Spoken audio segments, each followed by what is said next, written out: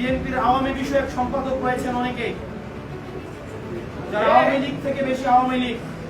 বিএনপির আওয়ামী লীগ বিষয়ক সম্পাদক যারা রয়েছেন তাদের মধ্যে অন্যতম রুমিন ফারহানা, আওয়ামী লীগের সুবিধাভোগী, আওয়ামী লীগের ফ্ল্যাটভোগী, এবং যারা গুন্ডা দিয়ে নির্বাচন কমিশনকে ঠান্ডা করে দিতে চায়, যারা একটা প্রেসক্রিপটিভ ইলেকশনের দিকে আবার যেতে চায়।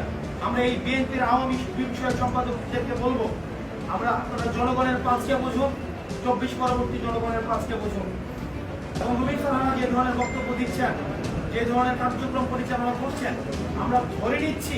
আমরা ধরে নিব এগুলো হচ্ছে বিএনপির হাইকমান্ডের ইনস্ট্রাকশন।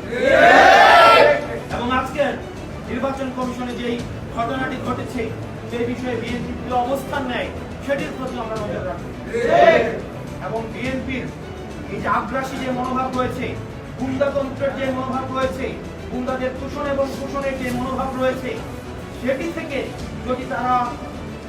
যদি সংস্কার না করে তাহলে তাদের গণপ্রতিরোধের মুখোমুখি হতে হবে।